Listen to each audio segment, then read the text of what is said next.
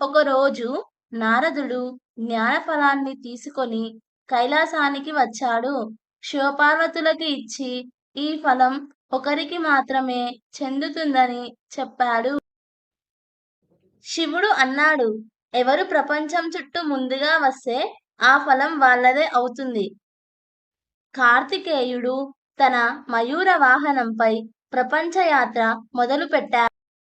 వినాయకుడు ఆలోచించాడు, నా తల్లిదండ్రులే నా ప్రపంచమని.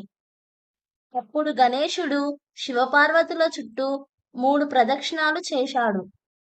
కార్తికేయుడు యాత్ర పూర్తి చేసి వచ్చేసరికి గణేశుడు అప్పటికే సిద్ధంగా ఉన్నాడు.